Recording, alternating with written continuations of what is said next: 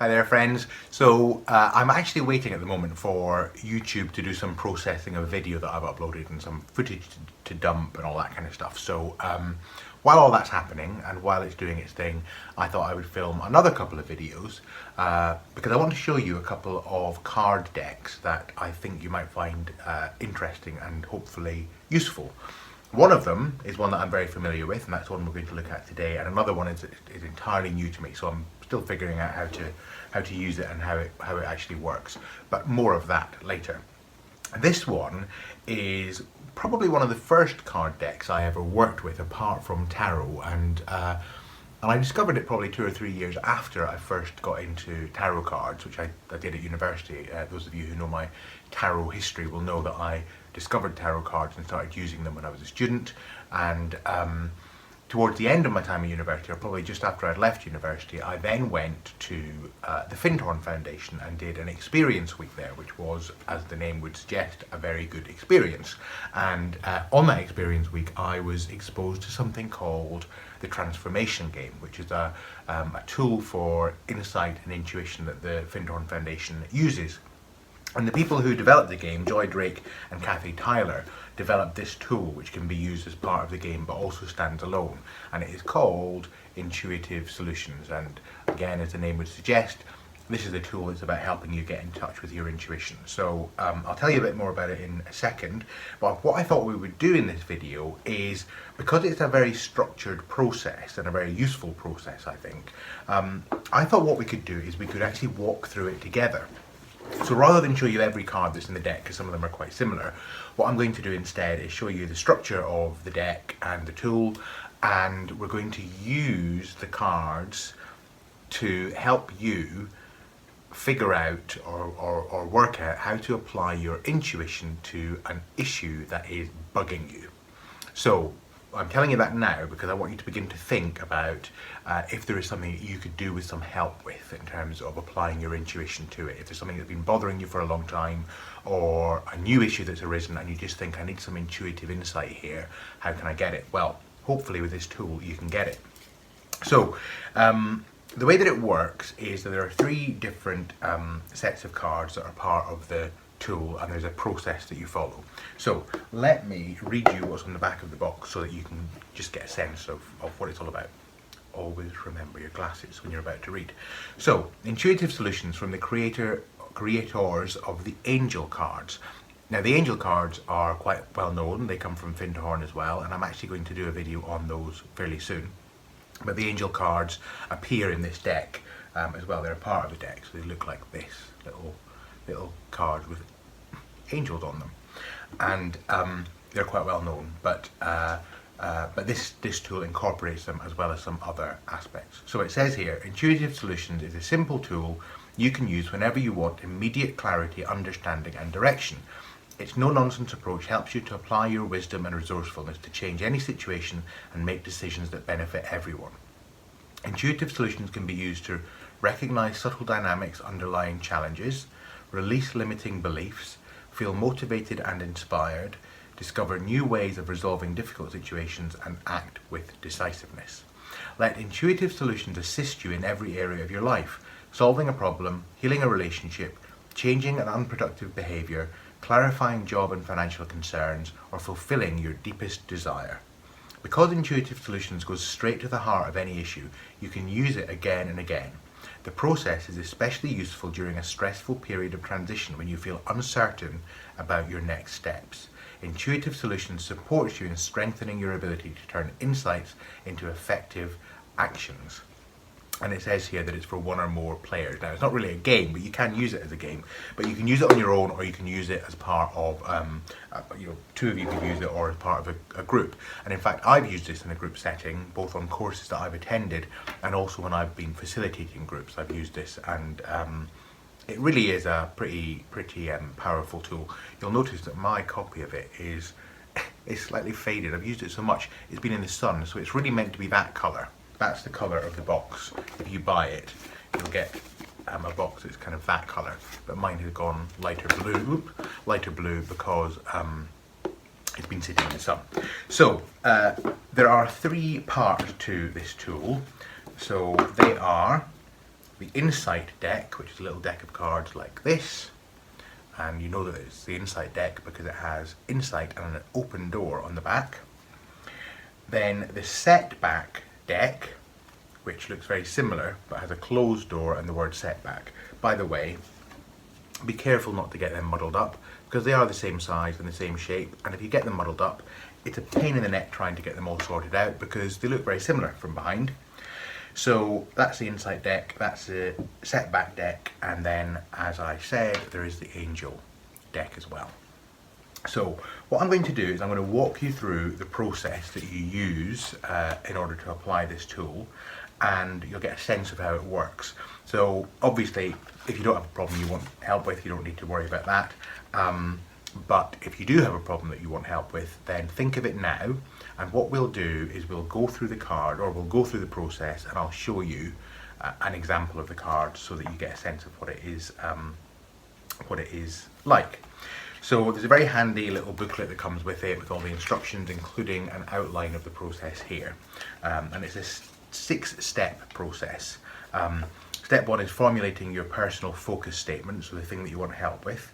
Step 2 is getting a key insight from the deck. Step 3 is considering a possible setback from the deck. Step 4 is getting a resource insight from the deck to help you deal with the possible setback and also move towards your personal focus.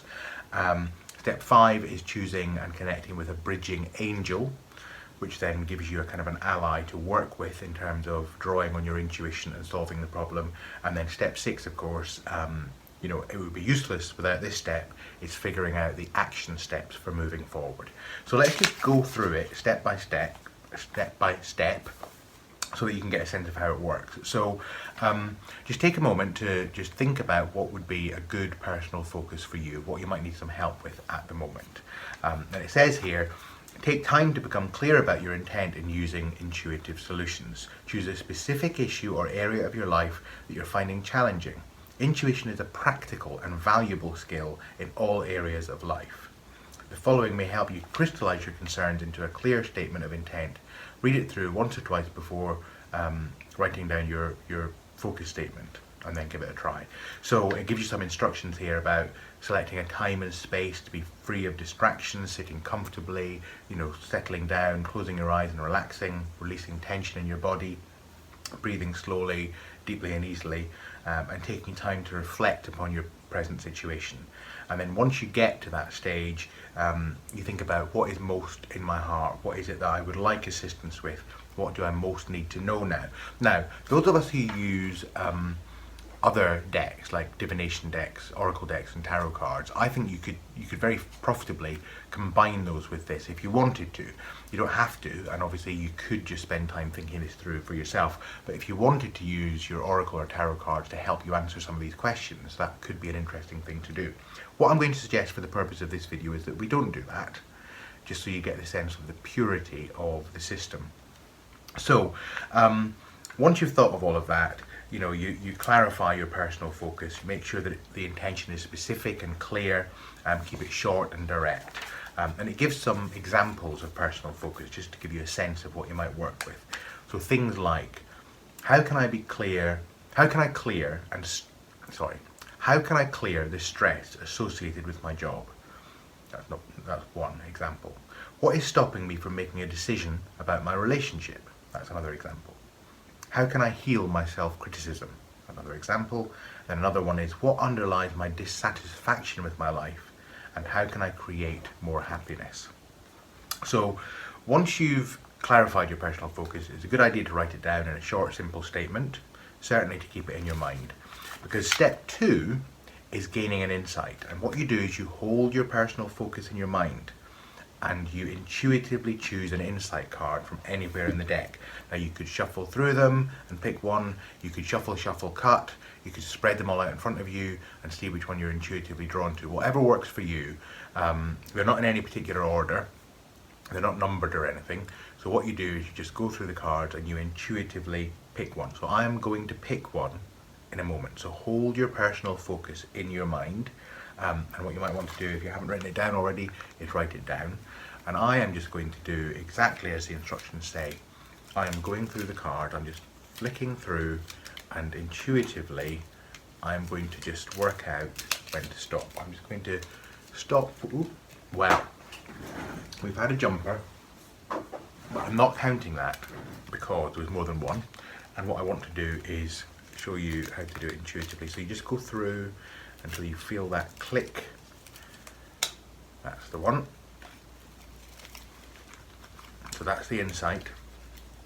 So what you do is you choose your insight card, and what you do is you consider your focus while you look at the insight, and then you write down the text of your insight card and you pay attention to your thoughts and feelings. So here is the insight that goes with your personal focus.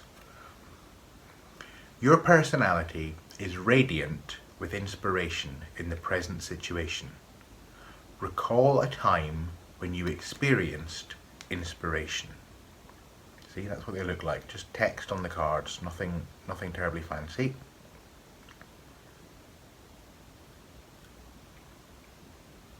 So there's two questions that you ask in considering this insight card. First of all, can you recall a specific situation in your recent past when you expressed or experienced a statement on the card? And then secondly, what insight did that situation bring you, and how might you apply it in relation to your current personal focus? And you jot your ideas down now. So you've had your personal focus, you've allowed yourself to center on it, you've intuitively drawn a card. This is the insight you get. You answer those questions and you jot your ideas down. So can you recall a specific situation in your recent past when you expressed or experienced a statement on the card? And what insight did that situation bring you, and how might you apply it in relation to your personal focus? You set that card aside and you move to step 3. And step 3 is looking at a possible setback. So continuing to hold your personal focus in mind, you choose a setback card from anywhere in the deck. And this is to help you identify an obstacle to watch out for, or a limitation to your growth. It may indicate a particular behavior that is unproductive, or an attitude that sets you back.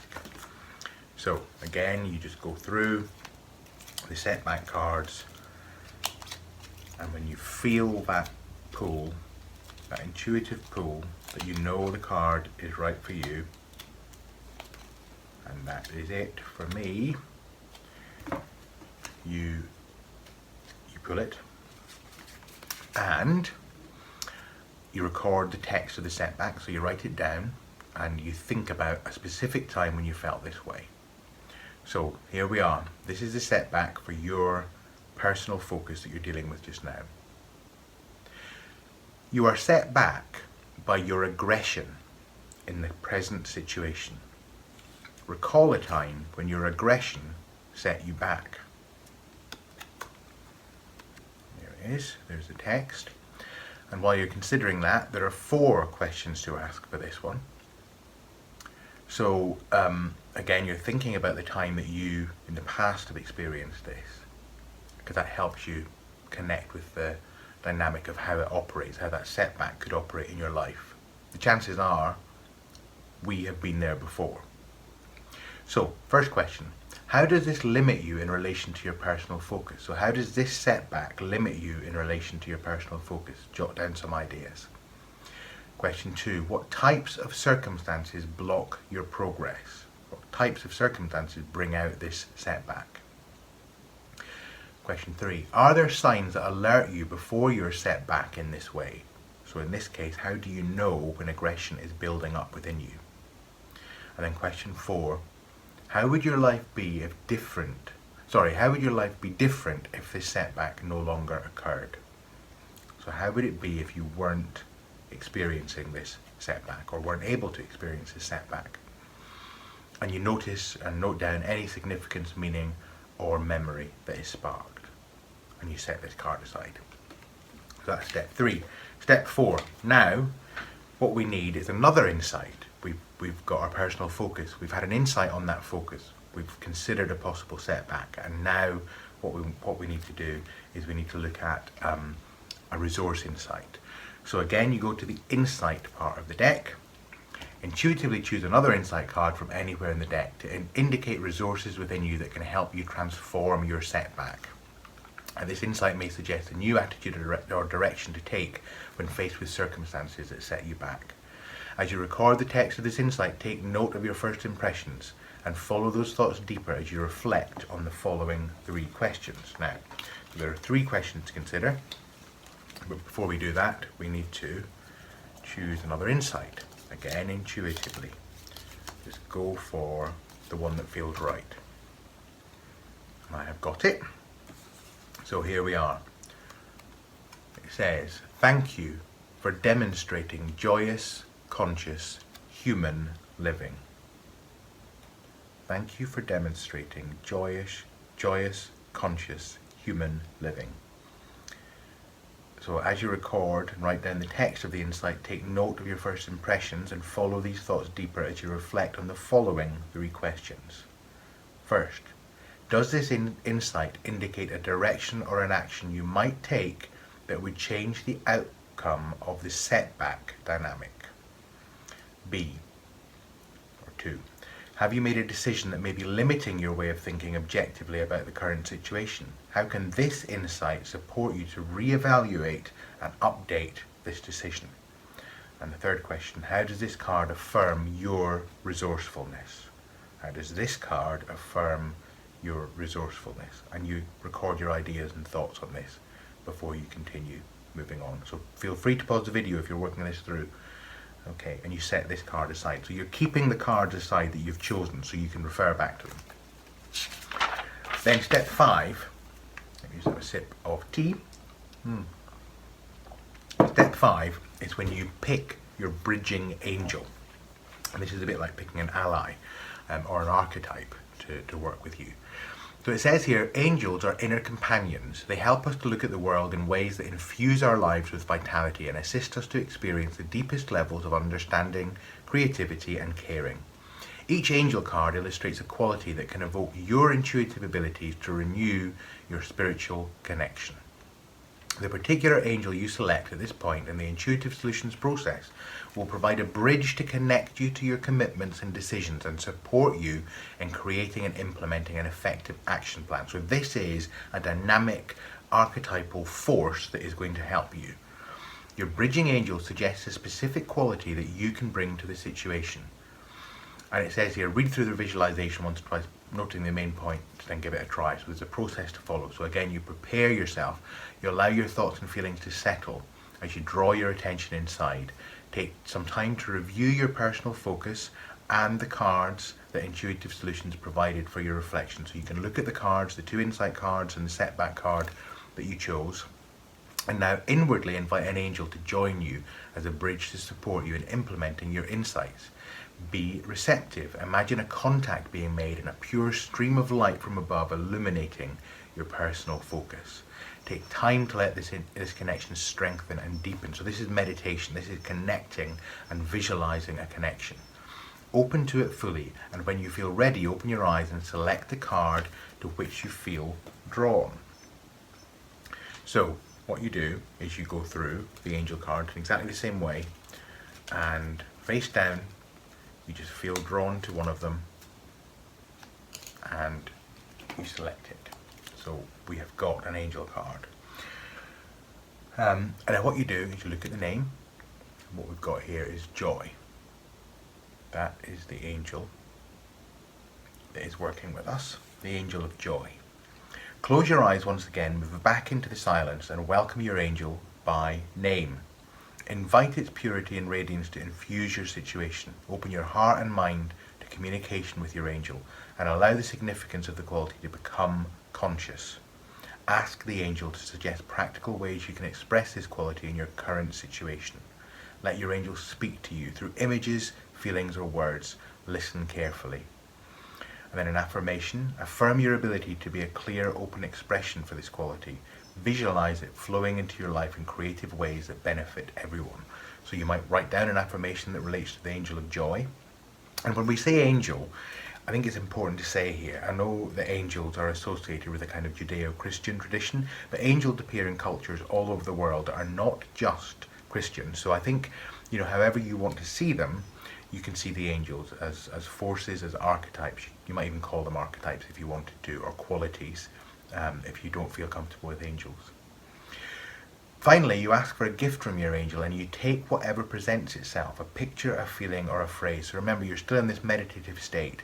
You're asking for a gift and you see what you receive. Then recalling this gift will summon your angel and reconnect you with its presence.